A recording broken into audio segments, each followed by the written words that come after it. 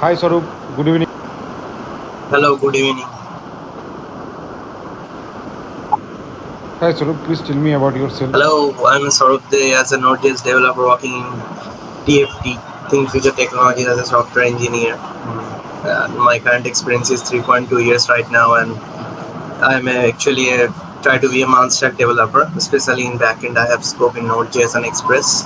And apart from my professional life, I have little bit of hobby of gardening, reading newspaper and etc, playing games and all. That's about my brief. Okay, fine. How many projects you have done so far, Sarup? I have done approx 8 to 9 projects till now in my company. Absolutely fine. Sarup, we have divided our interview in Okay, two parts. First round is the JavaScript, then we will go to Node.js, okay? It will be fine for you? Okay, so let's start through JavaScript. okay, Sarup, tell me what is the event loop? How event loop okay. That works is the in most JavaScript? important questions you were asked. The event loop is actually the total Okay. JavaScript management actually done by the event loop. Actually, if you say in the deeper manner, so event loop is responsible for executing each and every task in JavaScript through the call stack queue. Actually, it is a deeper concept, but I want to say that JavaScript event loop actually runs at three level. Actually, it is level running at global execution context level. Actually, it has two types of queue it handle. One is microtask queue and one is macrotask queue. And the async await function goes to the microtask queue generally. And async await this kind of function go to the microtask queue, and set timeout function go to the macrotask queue. Then what is queue, what is thing, I am able to just make you understand. The first one JavaScript code when run, it is going to the global execution context. It runs one by one, executing one by one line, and basically event loop picks the line and go to the call stack queue, input it in the call stack queue executed it, and in this manner JavaScript works generally. But if something is coming in the code, that we have one set timeout function in the JavaScript code, and one async await function also in the JavaScript in the current flow in the global execution context. So then the set timeout queue, whenever JavaScript code runs set timeout queue, it's sent to the macrotask queue. It will not execute immediately because the global execution priority is higher than the macrotask queue and the microtask queue. Actually, the priority level of the event loop is global execution context greater than, but global execution context is the first priority, microtask queue is the second priority, macrotask queue is the third priority. So the first global execution, all tasks will be completed one by one, then event loop go for microtask queue to execute it. It will rather finish later, but it will execute it fast. That means I am telling you what is it. Actually, it is going to the microtask queue, and it pick the async await function type things, which is going to generally microtask queue in JavaScript. So it will execute it one by one, the async await function. Then after finishing all the microtask queue, then only it move to the macrotask queue, and it will finish one by one in a FIFO manner, because it's a queue first in first out manner.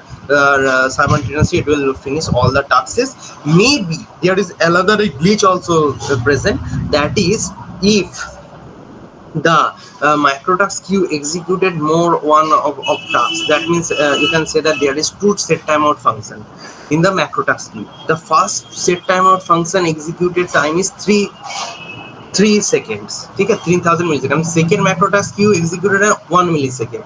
But you will see the input of the second output of the second macrotask queue, that means set timeout function, will come fast, but actually in the real manner it is executed secondly. That means the macrotask queue, obviously it is working event loop, obviously it is executing from first to last. So the set timeout function with 3 second delay will execute it fast, but the printout, the output will come later, because because of the delay. But in actual manner event loop already executed it. But the second set timeout function which I am discussing, that will output fast, but that is executed by event loop in second manner.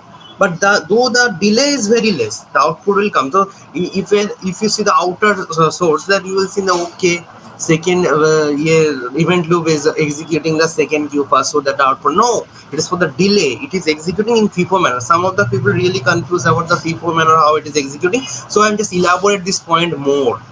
So I think that's enough for the event loop to understand. It is responsible for each and every task to do in JavaScript for executing tasks by call stack queue. Actually, it picks the global execution context task and send to the call stack queue to the executed, and it is executed.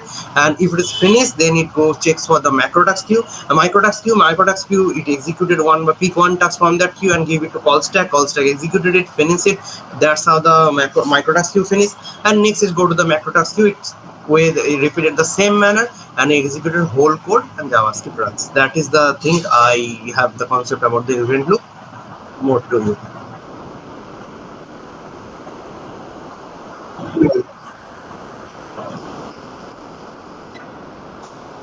Callback hell is actually, the callback hell is a situation, it is not a function. Callback hell is a situation when a function is taking another callback function. First, before knowing the callback hell, you should know the what is callback. So callback is nothing but whenever a function is taking another function, that means a callback function basically passed to another function as an argument of it. That means if I use set timeout function and if I use another set timeout function as an argument of it, then the second set timeout function will be called as a callback function. So it is a callback function. So okay, so now the understanding thing is what is callback hell. The callback hell is nothing but whenever the second function, again if it is take, that means if I give you the example, first set timeout function is taking one callback. Okay, so it is actually it passed to another function, it is a callback function. And the second that function, that means the second callback function inside the first callback function, that means inside the first function there is an argument that is called callback function. If that callback function take another function as an argument of it, then the situation is called the callback function, and it can be more deeper. It is not that it is finished in the third degree, it can be more deeper. And this kind of situation in JavaScript is called callback function. It is very difficult for reading purpose, it is not readable. Also, if the promise chaining break in some point, that is also called the issue for debugging. And it is not, so that for this situation nobody use callback hell, they try to use more simplify. And for that Okay, they okay, that got. yeah. Yeah. So I have sent some code uh, snippet in the chat. okay, now Okay, will you share your screen and tell me what will be the output? yes.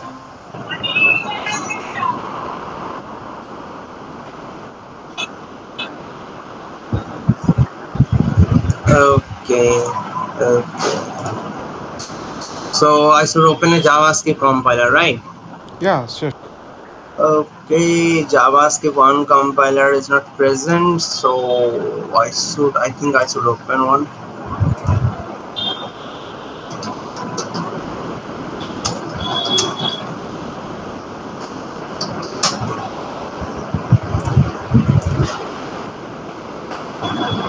Yeah. Okay, I'm pasting your code snippet here. Yes. Yeah, sure, sure. The first output will be fast. No, the set timeout. No, it is not the fast. First, it is also a promise. It will not. First output will be second. Second will be the first. Second will be the first. Then it is going to the this promise chaining promise. So it will give course probably. Second course, then first. Hello. Yes, yes, got it. But why? Because second is fast, because it is global execution. Whatever I told in the event loop, that concept you should use here. That is it. First is the global execution context. The code will run. JavaScript will start from here to here. Whenever it will come, the set timeout function, it's sent to the macro task queue at position 1. It is a promise. So whenever it is coming to the this page and it return promise and promise async await function, so it go to the what can I say, macro task queue. And yes, and it is the global execution, so its priority is most higher. So it will come second first, then course, because it checks the after executing the global execution context or the global execution queue, it will go to the micro task queue to finish. So it will finish that code, and next it will go to the set timeout function because it is a macro task. So it will be completed last, and the output will be generated by them. Okay, URL is not valid, so I cannot print. Okay, Sarup, I will give you another code.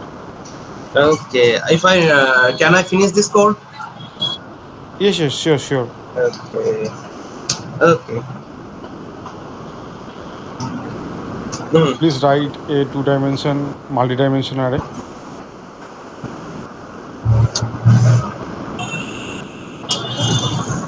Okay, okay,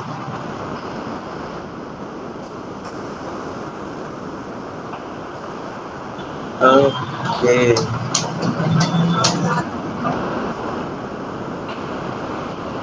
Make it more nested.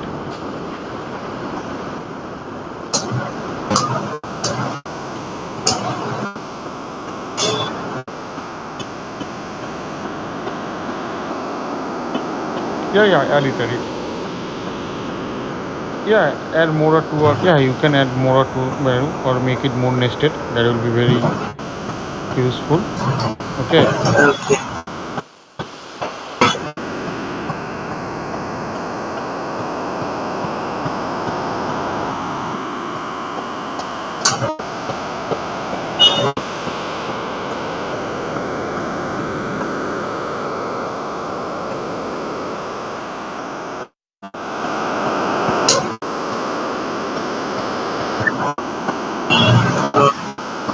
It is fine, Sarup. Sure.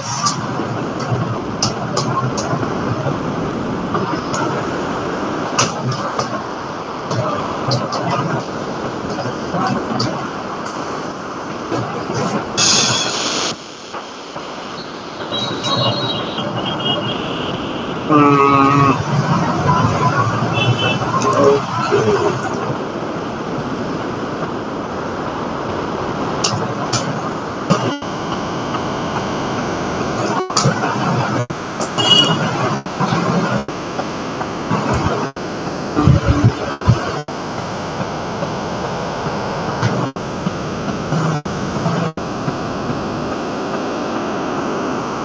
Actually, the flat function comes in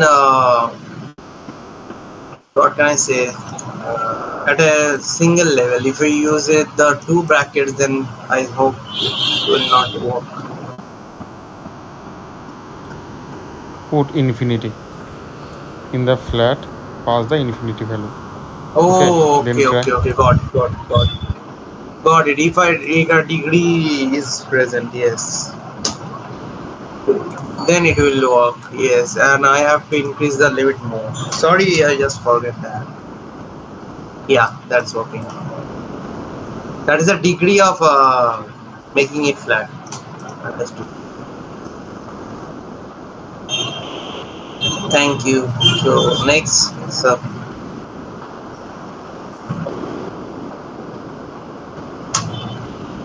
in hmm,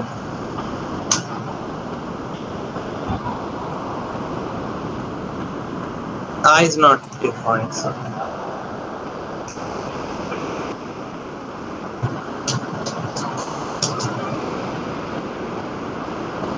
That is the actual. The yes, yes. Sorry. Understand, no? Okay, fine. Absolutely fine. What is no? Node.js, Node.js is a runtime environment we are using for writing JavaScript code. actually. So actually you can say that in deeper manner, if we use the React.js, if we use some code, and we should use the browser each and every time. Key browser, if you use a console log or something, so you need to check in the browser console, so come and you can check the output by inspect. But in Node.js environment, you will get the same environment in the terminal. You can console log the same in the terminal. So Node just gives you the environment to develop JavaScript code and make a server-side code logic actually.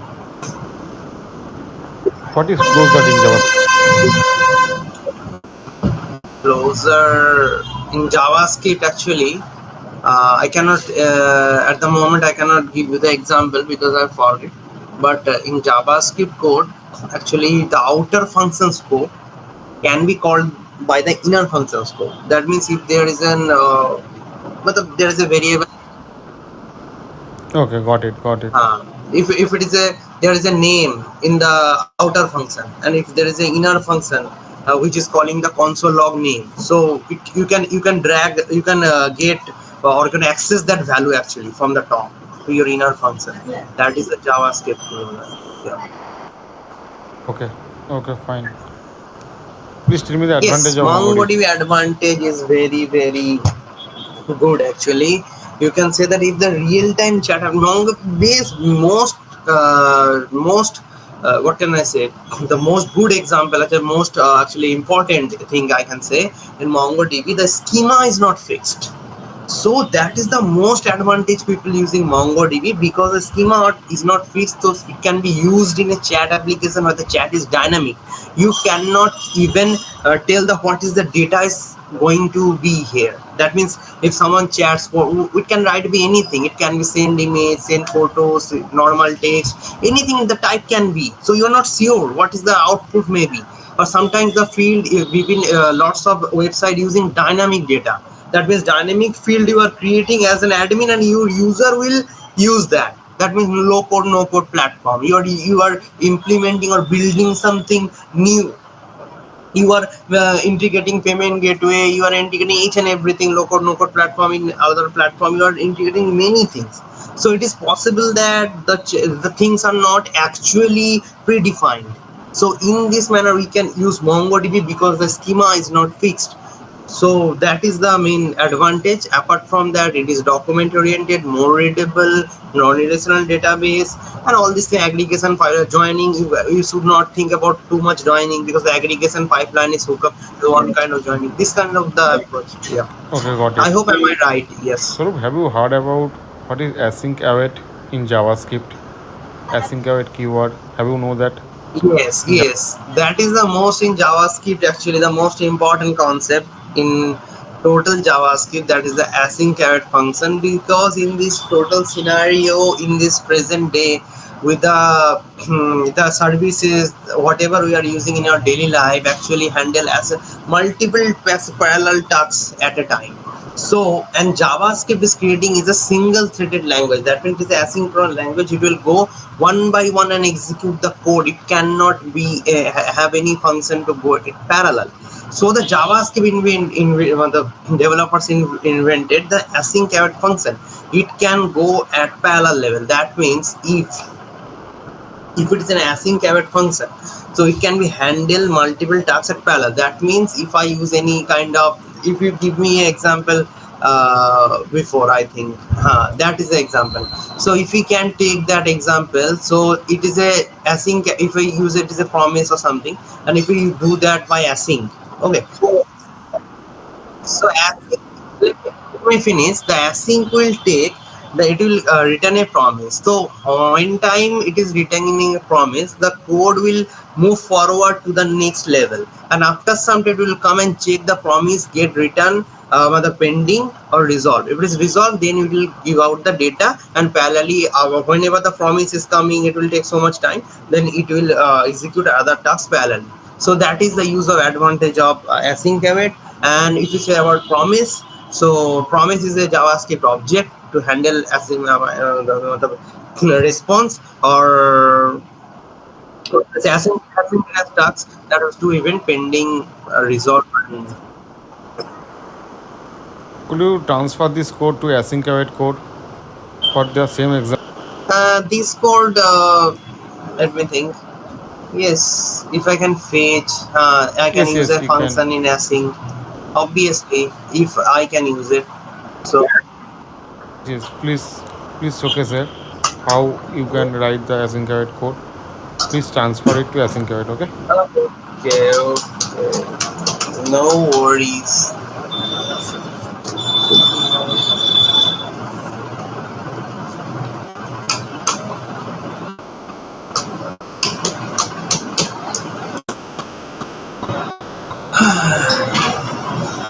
Mm-mm-mm.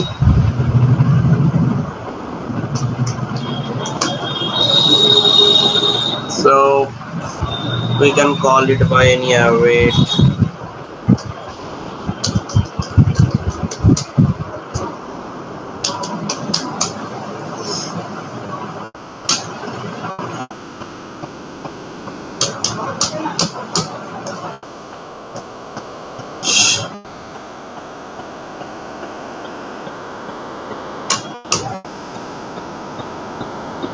I should use a try catch, obviously.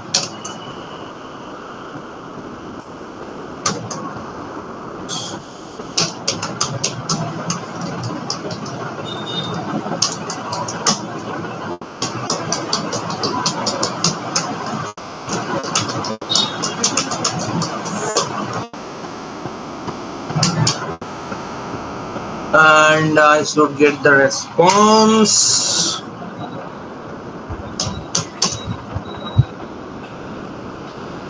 Response console log, or you can say return response. Return response dot data. Else you can say return fail to fetch data or something you can use. And you can just call this function by here.